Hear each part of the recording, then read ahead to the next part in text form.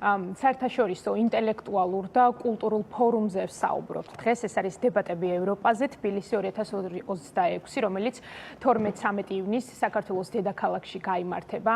იმ დროს, როდესაც ევროპა და მისი ფუნდამენტალური ღირებულებები, დემოკრატია, კანონის უზენაესობა, თავისუფლება და ადამიანის უფლებები ახალი გამოწვევების წინაშე დგას, ილიას სახელმწიფო უნივერსიტეტში სწორედ ამ თემებზე საუბარს გააერთიანებს ეს სივრცე, სადაც ცნობილი მწერლები, მეცნიერები, მკვლევარები, ჟურნალისტები და საზოგადო მოღვაწეები ევროპულ ღირებულებებზე და მას პერსპექტივებზე იმსჯელებენ. ფორუმის ორგანიზატორები განსაკუთრებულ ყურადღებას ამახვილებენ საქართველოს გამოცდილებაზე, ქვეყანაზე, რომელიც ბოლო წლებში დემოკრატიულ და ავტორიტარულ ძალებს შორის დაპირისპირებას ებრძვის და ერთ-ერთ მნიშვნელოვან არეალად იქცა სწორედ ამ კუთხით, ამიტომ დისკუსიების ცენტრშია კითხვები, რა გამოწვევების წინაშე დგას დღეს ევროპა და ევროპული ღირებულებები, როგორ უნდა დავიცვათ აკადემიური და გამოხატვის თავისუფლება, როგორ უნდა აღწეროთ და გადავწეროთ ისტორია თანამედროვე რეალობის გათვალისწინებით და რა როლი აქვს საქართველოს თანამედროვე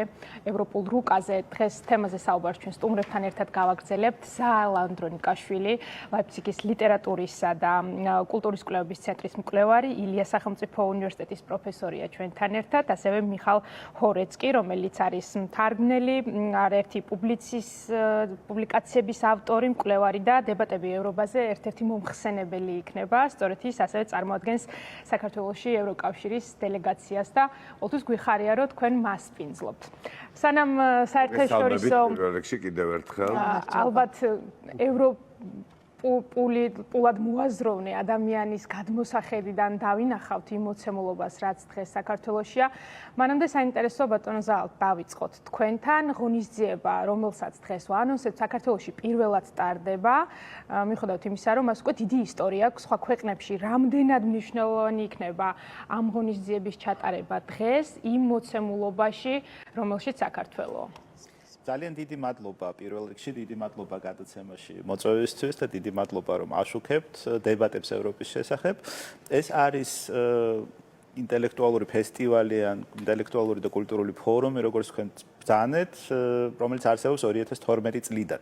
ის დააარსა ორმა გერმანულმა ორგანიზაციამ, ეს ფიშერის ფონდმა და გერმანიის ენის და ლიტერატურის აკადემიამ და პირველი ასეთი ფორუმი ჩატარდა უნგრეთში, ბუდაპეშტში 2012 წელს. და ამის შემდეგ ტარდება ყოველწლიურად იქ, სადაც ევროპა არის მნიშვნელოვანი, სადაც ევროპის საკითხი წყდება და სადაც ევროპის შეგიშვილია თქვა მიმდინარეობს ბრძოლა ევროპისთვის და ევროპული ღირებულებებისთვის. საქართველოსთვის ეს ძალიან მნიშვნელოვანია, იმიტომ რომ საქართველო დღეს არის ერთ-ერთი ის ადგილი, სადაც რომ თქვათ, რომ წყდება ევროპის ბედი, შეიძლება ვიღაცას ძალიან ხმამაღლა ნათქვამად მოეჩვენოს, მაგრამ ყოველ შემთხვევაში ერთ-ერთი ის ადგილია, სადაც ევროპის მომავალი იქმნება, ხო? როგორი იქნება ევროპა ხვალ, ზეგ და ასე შემდეგ მომავალში. თბილისიც მათ შორის მნიშვნელოვანი ადგილია. ამისთვის და თბილისისთვის და საქართველოსთვის ეს ორი თვალსაზრისით არის ძალიან მნიშვნელოვანი. ერთი, იმიტომ რომ ევროპას, დასავლეთ ევროპას განსაკუთრებით, ვაჩვენოთ მნიშვნელობა კიდევ ერთხელ, აუხსნათ მნიშვნელობა საქართველოსი ევროპის ისტორიისთვის და ამაზე სალაპარაკოთ არიან ჩამოსულები შესანიშნავი ისტორიკოსები, კარლ შლეგელი, გერმანიის მშვიდობის პრემიის ლაურეატი, ერთ-ერთი ყველაზე პრესტიჟული პრემია გერმანიაში პეტერ ენგლუნდი, რომელიც ისტორიკოსია და არის ასევე შვეიცარიის აკადემიის წევრი, ეს არის აკადემია, რომელიც ირჩევს ნობელის პრემიის ლაურეატებს ლიტერატურაში და აი შესანიშნავი მწერლები, როგორც მაგალითად მიხალ ჰორეცკი, რომელიც გამოდის სიტყვით თბილისიდან და მიმართავს თბილისიდან ევროპას. ძალიან საინტერესო ნარატივი ალბათ რას ეხება და მნიშვნელოვანია რომ გასათვალისწინებელია კონტექსტი რომელშიც უნდა ჩატარდეს ეს ღონისძიება, ამიტომ სწორედ ამ თემას გვინდა შევეხოთ ბატონ მიხალთან პირველ რიგში. კონტექსტის გათვალისწინებით რა არის ის თემა, რომელზეც ახლა საუბარი თქვენი აზრით არის აუცილებელი და რისთვის შეიძლება გამოიყენოთ ასეთი მნიშვნელოვანი პლატფორმა, იმიტომ რომ ვიცით რომ ილიას სახელმწიფო უნივერსიტეტში ძალიან დიდია დასწრება, მოთხოვნა და ინტერესია ზოგადად ამ ფესტივალის მიმართ. Well, first of all, thank you very much for having me here in the television and thanks for inviting me to ტელევიზიაში და დიდი მადლობა რომ მომიწვიეთ ასევე დებატები ევროპაზეს პროექტის ფარგლებში, რადგან ეს არის ძალიან მნიშვნელოვანი პროექტი, რომელშიც უამრავი ადამიანი იღებს მონაწილეობას. აქ მოვედი იმისთვის, რომ თქვენ მოგისმინოთ, რადგან ვფიქრობ, რომ ქართული გამოცდილება ჩვენთვის ცენტრალურ და აღმოსავლეთ ევროპაში არის ძალიან მნიშვნელოვანი, რადგან თქვენ რისთვისაც იბრძვით არის ასევე ჩვენი ღირებულებებიც და აქ მოვედი იმისათვის, რომ გამოვხატო ჩემი მხარდაჭერა იმის მიმართ, რომ საქართველოს ნამდვილად ეკუთვნის ევროკავშირს, ნამდვილად საქართველოს ადგილი არის ევროკავშირში, ისევე როგორც უკრაინის, რადგან თუ თქვენ გახდებით ევროკავშირის ნაწილი, ჩვენ შეგვიძლია გავხდეთ უფრო ძლიერი, უფრო მრავალფეროვანი, უფრო მწვანე, შეიძლება ვიყოთ უფრო მოქნილები, რადგან ბევრი ის გამოწვევა, რომლის წინაშეც თქვენ გახართ, ჩვენც გვაწუხებს, ჩვენც გვაქვს პრობლემები დემოკრატიასთან დაკავშირებით, ჩვენც და შესაბამისად ვცდილობთ მოვძებნოთ ინფორმაციის გაცვლის გზები თქვენთან, რადგან შეგიძლიათ დაგვეხმაროთ ბევრ რამეში, ამიტომ ეს იქნება დებატები, დისკუსია, ეს არ იქნება მხოლოდ და მხოლოდ მონოლოგი, ეს იქნება დიალოგი და ძალიან მიხარია, რომ მოვედი აქ თბილისში, რადგან ეს არის ერთ-ერთი იმ ადგილთაგანი, სადაც ევროპული ღირებულებები დგას საფრთხის ქვეშ. თქვენ გემუქრებათ ავტორიტარული რეჟიმი, ისევე როგორც რუსული იმპერიალიზმი და გაქვთ ასევე მნიშვნელოვანი ისტორიული გამოცდილებაც, რომელიც ჩვენთვის არანაკლებ მნიშვნელოვანია. რა თქმა უნდა, და მინდა აღვნიშნო ისიც, რომ მიზანიც უკვე თითქოს გასაგებია თქვენი საუბრიდან. აბსოლუტურად ჩამოყალიბებულად, უბრალოდ კონკრეტულად მაინც გარდა იმისა, რომ თქვათ ვისაუბრებთ ევროპაზე, მის ღირებულებებზე, ჩვენი ისტორიაზე ზოგადად ევროპისა და მოკლედ ჩვენი ქვეყნების გაერთიანებისთვის მნიშვნელობაზე და ზოგადად, რომ რამდენად მნიშვნელოვანია ჩვენი გაერთიანება და ჩვენი ყოფნა ევროპაში, ხო? აი მიზანი ამ ყველაფრის და ადამიანები, რომლებიც ამაში მიიღებენ მონაწილეობას ამ დიალოგში, დისკუსიას არ მინდა რომ დავარქვა, დიალოგში, მაინც მიზანი კონკრეტულად საით მივყავართ, საით წაგვიყვანს, გარდა იმისა, რომ ჩამოვთვალე რა იყო მნიშვნელოვანი ამ ყველაფრის. სულ ერთია რომელმაც გინდათ იმან. შეგვიძლია ვთქვათ, რომ მიზანი არის ორი, ხო? ერთ-ერთი პირველი მიზანი არის ის, რომ საქართველოს მიმართ მხარდაჭერა ევროპის ინტელექტუალების მიმართ. გამოვხატოთ, ხო? ისინი ჩამოვიდნენ აქ იმისთვის, რომ საქართველოს და მის ბრძოლას ევროპისთვის, ბრძოლას დემოკრატიისთვის, ბრძოლას ევროპული ღირებულებებისთვის კაფიოდ დაუჭირონ მხარი, არა? ეს ხალხი, რომლებიც წარმოადგენენ პრინციპში ევროპის ინტელექტუალურ ელიტას, შეგვიძლია ვთქვათ, უჭერენ მხარს საქართველოს ამ ბრძოლას. და მეორე ეს არის ის, რომ ჩვენი ხმა გავაგონოთ ევროპას, ხო? ესეც ძალიან მნიშვნელოვანი მიზანია, გარდა ვთქვათ, სტუმრებისა და სპიკერებისა ჩამოსულები არიან წამყვანი ევროპული გაზეთების და რადიოების და ტელევიზიების ჟურნალისტები, რომლებიც ასევე საქართველოს ამბავს აიღებენ ევროპაში, იმიტომ რომ საქართველოს ხმა დღეს სამწუხაროდ აღარ ისმის ხმა მაღლა და ჩვენ გვჭირდება ის ხალხი, ვინც ამაზე ილაპარაკებს და ეს არიან ჩვენი მეგობრები ევროპაში. მეგობრები, მწერლები, ჟურნალისტები და კი ბატონო. სასიამოვნო. If I may, I would just maybe add that we also came to express the solidarity რომ გამოვხატოთ ჩვენი სოლიდარობა, რადგან ჩვენი კოლეგა პოეტები არიან დაპატიმრებული, ისევე როგორც საგამოძიებო ჟურნალისტები, ქალბატონი, რომელიც ციხეში და არის ნამდვილად ისეთი ქვეყანა, სადაც ჩვენი კოლეგები არიან საფრთხის ქვეშ, ამიტომ ერთადერთი გზა, რომლითაც შეგვიძლია ეს მოვაგვაროთ, ეს არის აღმოსავლეთ ევროპის პრობლემა, ეს არის რეგიონული და გლობალური პრობლემა და მისი მოგვარება შეიძლება მხოლოდ ერთმანეთის მიმართ სოლიდარობის გამოხატვით ერთმანეთის გასწავლით და ეს არის ერთ-ერთი მიზეზი, რის გამოც აქ ვიმყოფებით. და ამავდროულად დაკავებულები არიან კიდევ მსახიობები, ისეთი ადამიანები, რომლებიც ხელოვნებაში ძალიან კარგ საქმეს აკეთებდნენ, ახალგაზრდები, რომლებსაც ალბათ წაადგებათ ეს შეხვედრაც, ეს დებატებიც და ეს ევროპული ღირებულებების მოკლედ მთელი ის იქნება ამ შეხვედრაზე, რა თქმა უნდა და ეს ძალიან მნიშვნელოვანი გახდება მათთვისაც, რომ რაოდენ გაიგებენ ადამიანები, თქვათ, ჩვენ ხმას. დიახ, და კულტურა და განათლება პრინციპში კისრულობს ახლა იმ როლს, რომელსაც უნდა კისრულობდეს ზოგადად დიპლომატია, მაგრამ ვერ კისრულობს დღესდღეობით და ამიტომ აი ეს ხიდი ევროპას და საქართველოს შორის, რომელიც ჩატეხვის პირას არის, მათ შორის აი დებატების მეშვეობით თავიდან იქნება გადებული ან გამთლიანებული შეგვიძლია. მით უფრო როცა დებატები თბილისში, ამ დებატების მასპინძელი არის ილიას უნივერსიტეტი. მასზე გადის ახლა აუდიტორია ნომერი B201. თავისუფალია დასწრება და ამიტომ მინდოდა ესეც ხაზგასმით მეთქვა, ვისაც აინტერესებს მსჯელობა, როგორც თქვენ ბრძანეთ ძალ მეგობრებთან, საინტერესო ადამიანებთან, აქტიურ ადამიანებთან, მე მინდა განსაკუთრებით მეტი იცოდეს თქვენზე, ბატონო მიხალ, ჩვენმა მაყურებელმა, სლოვაკეთიდან გვეწვიეთ და ძალიან მნიშვნელოვანია ჩემთვის, რომ ძალიან აქტიურად ვლინდება თქვენი ფიგურა პოლიტიკურ საზოგადოებრივ ცხოვრებაში, თქვენ ძალიან ხშირად ერთვებით სამოქალაქო ინიციატივებში, წერთ პუბლიკაციებს და სხვათა შორის ძალიან მნიშვნელოვანია მაყურებელმა იცოდეს, რომ პოსტსაბჭოთა ტრანსფორმაციაზე წერთ ხშირად. ხომ არ ვწდები, არა? მე ასე ვადევნებ თვალს თქვენს მასალებს და ძალიან საინტერესოა ჩემთვის თქვენგან მოვისმინო აი ეს პარალელები, რასაც ხედავთ სხვა ქვეყნების მაგალითზე, რომლებმაც მსგავსი რთული გზა გაიარეს, შეიძლება ასეთი რთულიც არა, იმიტომ რომ დროზე იფხიზლეს, მაგრამ რა პარალელებზე, რა ისტორიაზე დაყრდნობით შეგიძლიათ დღეს ისაუბროთ საქართველოში დებატებზე, ევროპის დებატებზე. Well, I am basically fiction writer and writer of non-fiction, but I always was a very ხატრული ლიტერატურის მიმართულებითაც მუშაობ, მაგრამ ყოველთვის საკმაოდ ჩართული ვიყავი პოლიტიკაში, უკანასკნელი წინახევრის განმავლობაში სლოვაკეთში მიწევს სხვადასხვა საპროტესტო აქციებზე სიტყვით გამოსვლა, რადგან ჩვენთან ძალიან დიდი საპროტესტო აქციებია. მემარჯვენე პარტიის წინააღმდეგ, რომელიც ამჟამად ხელისუფლებაშია და ძალიან საინტერესო იყო ადგილობრივად იმ ადამიანთა შეხვედრა, რომლებიც ცდილობდნენ დემოკრატიის გაძლიერებას, რომლებიც აორგანიზებდნენ დებატებს, საპროტესტო აქციებს, ცდილობდნენ ცვლილებების მიღწევას და ძალიან დიდი შთაგონების წყაროა ჩემთვის, როგორც ავტორისთვის ეს ყველაფერი და მე ვხვდები ამ ადამიანებს ყველგან, სადაც მოგზაურობ, რადგან ვფიქრობ, რომ ყველა ჩვენგანს შეუძლია რაღაცის გაკეთება იმისათვის, რომ ხარი დაუჭიროს დემოკრატიას. შეთქმულების თეორიები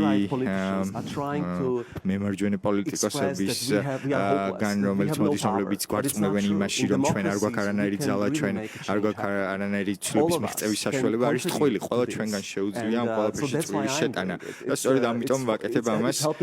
მეხმარება მე, რომ არ ვიყო უსუსური, ასე ვთქვათ, და მაძლევს იმედს, რომ უკეთესი მსოფლიო არის მიღწევადი. და ვფიქრობ, რომ ეს არის თავი იდეა. დებატები ევროპაზე პროექტის უკან და ყველაფერი გვაჩვენებს, რომ სლოვაკეთში მიმდინარე პრობლემები გვაჩვენებს, რომ დემოკრატია შეიძლება შესუსტდეს, შეიძლება იყოს საფრთხის ქვეშ, გაცილებით უფრო განვითარებულ და ხანდაზმული დემოკრატიის მქონე ქვეყანებშიც კი. მუდმივი ძალისხმევა იმისთვის, რომ კარად შეინარჩუნონ ქვეყნებმა დემოკრატია, მაგრამ როდესაც ვსაუბრობთ საქართველოზე, ქვეყანაზე, რომელიც ამ ევროინტეგრაციის გზაზე ძალიან რთულ პერიოდს გადის და ჩვენი მოსახლეობის უმრავლესობა და შეიძლება თუ სუბიექტური იქნება აბსოლუტური უმრავლესობაც განწყობილია დადებითად ამ საკითხის მიმართ. თუმცა ადამიანები ყოველთვის ევროკავშირისგან, ჩვენი პარტნიორებისგან მოითხოვენ მკაფიოს მესიჯებს, ქმედებას. დებატები, რომელსაც ჩვენ ვსაუბრობთ, თითქოს მათში შეიძლება გამოიწვიოს ნიჰილიზმი, რომ ეს მხოლოდ საუბარია და ითხოვენ უფრო მკაფიო ნაბიჯებს. თქვენ როგორ უყურებთ ამ საკითხს, რამდენად მნიშვნელოვანია, რომ საზოგადოებაში ამაღლდეს ცნობიერება იმის შესახებ, რომ ყველაფერი რეალურად იწყება საუბრიდან, შემეცნებიდან, კულტურულ შემეცნებითი ამ ხიდებიდან, რომელიც უნდა იყოს მყარი და შემდეგ უფრო დიდი შანსია იმისა, რომ მტკიცე ნაბიჯები იყოს მათ შორის ევროკავშირის მხრიდან გადადგმული საქართველოს დასახმარებლად. Unfortunately, I really think that the European public is not quite aware what's really ევროპული going on in საზოგადოება Georgia. რეალურად ვერ აცნობიერებს რა ხდება საქართველოში და რა დგას აქ საფრთხის ქვეშ. ვერ აცნობიერებს რომ ჩვენ ვერ დავკარგავთ საქართველოს ამ ბრძოლაში ევროპული ღირებულებებისათვის. მოგიყვანთ მაგალითად სამი კვირის წინ, როდესაც ბრატისლავაში ვსეირნობდი, ქართული დროშები მხვდებოდა ყველგან, მაგრამ რატომ?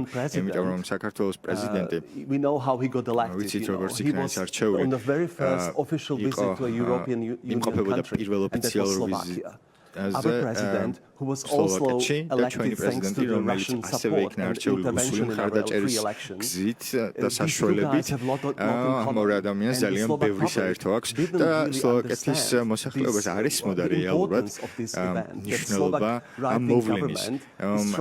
სლოვაკეთის მემარჯვენე მთავრობა ცდილობდა და საქართველოს პრეზიდენტის ლეგიტიმიზაციას საერთაშორისო დონეზე. სწორედ ამიტომ ჭირდება მეტი ინფორმაციული ურთიერთგაცვლა ერთმანეთს შორის, რათა გავიგოთ და გავაცნობიეროთ, რომ ამგვარი დიპლომატიური ნაბიჯები მიუღებელია. სწორედ ამიტომ იმყოფებით აქ, რომ ვაჩვენოთ ხალხს, რომ არსებობს სხვა ევროპა, სხვა დემოკრატიული ძალები, რომლებსაც ესმით ეს კონტექსტი, რომლებიც ხარს უჭერენ დემოკრატიულ უმრავლესობას. და სწორედ ეს ყველაფერი უკავშირდება ბრძოლას საქართველოში. ეს ყველაზე თვალხილულად მაინც ალბათ ჩანს გამბედავი გაბედული სამოქალაქო საზოგადოების საქციელში, ხო? რომელიც უწყვეტ პროტესტს აგრძელებს ქვეყანაში, სადაც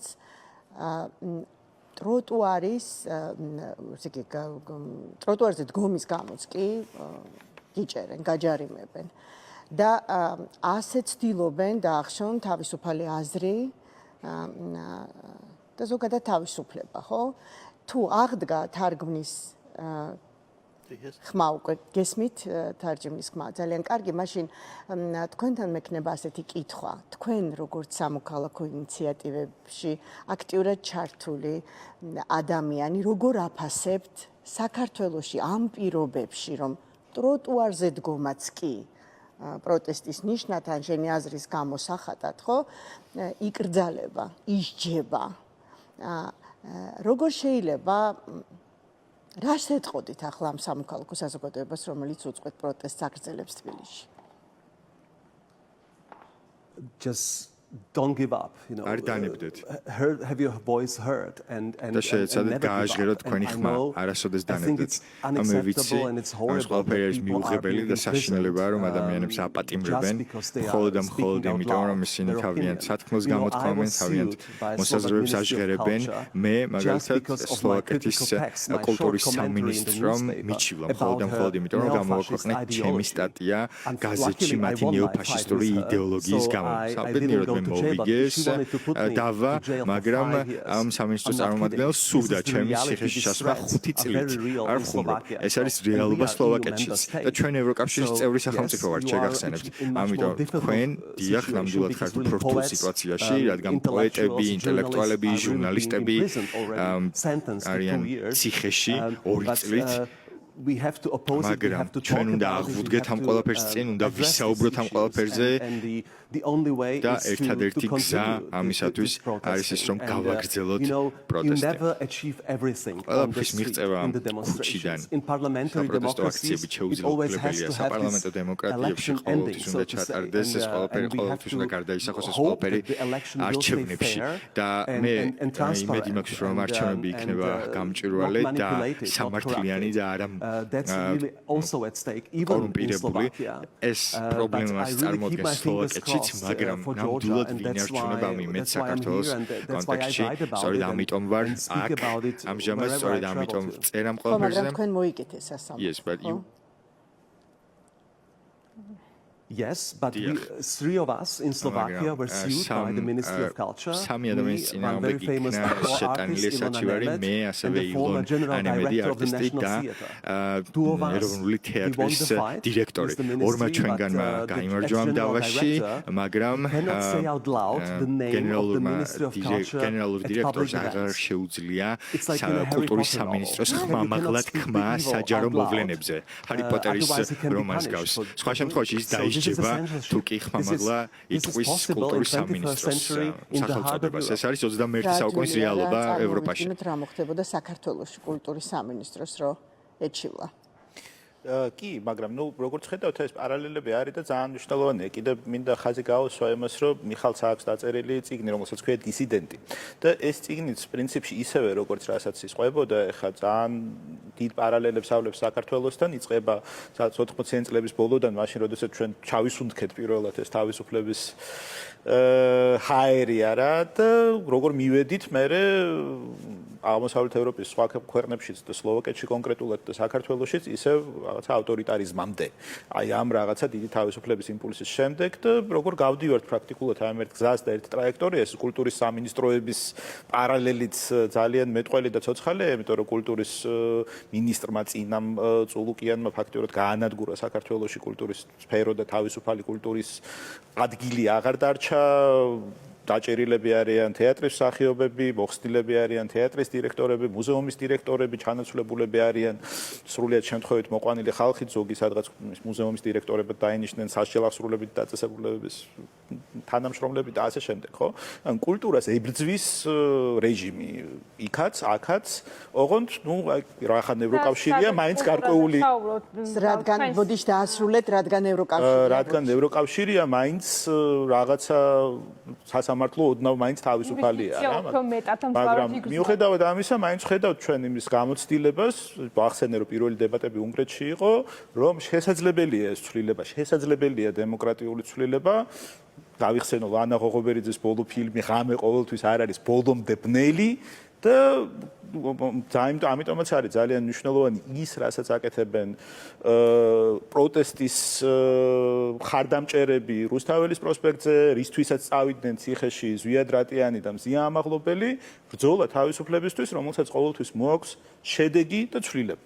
და ეს შედეგის სახეზია გამოცდილება აქვს მათ შორის აღმოსავლეთ ევროპის ქვეყნებს ძალიან მკაფიო და ამიტომ საინტერესო პარალელები ალბათ სწორედ მათგან, იმიტომ რომ ამ ისტორიას ვიზიარებთ თითქოს და თქვენ იქ სადაც საუბრობთ კულტურაზე, მინდა აღვნიშნოთ პრობლემები, რომლებიც განათლების სექტორს აქვს დღეს საქართველოში, ილიას სახელმწიფო უნივერსიტეტს წარმოადგენს და ამიტომ მნიშვნელოვნად ჩავთვალე, რომ ამას კიდევ ერთხელ ხაზი გავსვათ, რამდენად დიდ საფრთხეშია დღეს განათლების სისტემა და ის რომ ამ უნივერსიტეტს წარმოადგენთ თქვენ თუ შეგიძლიათ ამაზე ისაუბროთ, რა საფრთხე შეიძლება შეუქმნას ზოგადად ქვეყნისთვის და იმ ახალგაზრდებისთვის, რომლებიც დასავლურ ღირებულებებს ძირითადად სწორედ ამ უნივერსიტეტში სწავლობდნენ, ამ უნივერსიტეტის დახურვა. შეგვიძლია დახურვა დავარქვათ 80-ზე მეტი პროცენტი, 92.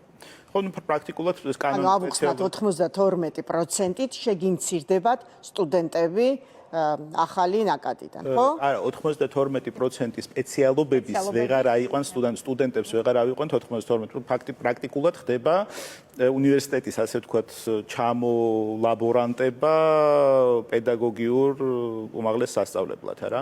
მაგრამ ეს იყო სპეციალურად კანონი, რომელიც მიღებული იყო ილიას სახელმწიფო უნივერსიტეტის წინააღმდეგ, ამაში ეჭვი დღეს არავის არ ეპარება, არც ქვეყნის შიგნით და არც ქვეყნის გარეთ, იმიტომ რომ ილიას სახელმწიფო უნივერსიტეტი რატომღაც ასე ვთქვათ, ითვლებოდა, რომ ეს არის რაღაცა მაინც და მაინც პროტესტის ცენტრი, მაგრამ სინამდვილეში ეს არის ადგილი, რომელიც უნივერსიტეტმა შეძლო პრაქტიკულად თავის დაარსების დღიდან, ხო, 2006 წელს გამხდარიყო ერთ-ერთი მოწინავე, არა მარტო ვთქვათ საქართველოში, სადაც ის ბევრ რაღაცაში ლიდერობს და პირველი უნივერსიტეტია, არამედ რეგიონალური მასშტაბითაც, ხო, სრულიად უნიკალური დისციპლინებია, პროექტებია ილიას უნივერსიტეტში, მაგრამ მისი, ასე ვთქვათ, განადგურება, ეს მიზანმიმართული განადგურება, ეს არის რეალურად მიზანმიმართული პოლიტიკის ნაწილი საქართველოში კულტურის და განათლების სფეროს განადგურების.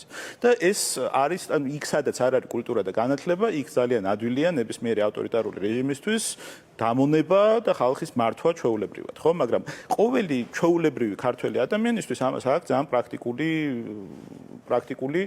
შედეგი, იმიტომ რომ დღევანდელი ქართველი მოსწავლეები და ხვალინდელი სტუდენტები ვეღარ მიიღებენ იმ ხარისხიან განათლებას, ევროპული ხარისხის განათლებას, რომელსაც იძლეოდა ილიას უნივერსიტეტი, ხო?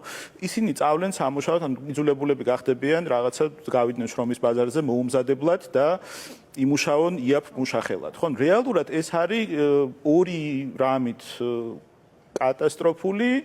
ერთი ეს არის ის, რომ საქართველოს დააკლდება ინტელექტუალური პოტენციალის უზარმაზარი კერა, რომელიც აქამდე საქართველოს აკავშირებდა ევროპასთან და მსოფლიოსთან და გადიოდა და არის კიდევაც ასე ვთქვათ ამ მსოფლიო დონის რაღაცა და მეორე ის არის რომ ქართველი სტუდენტები დარჩებიან ხარისხიან განათლების გარეშე.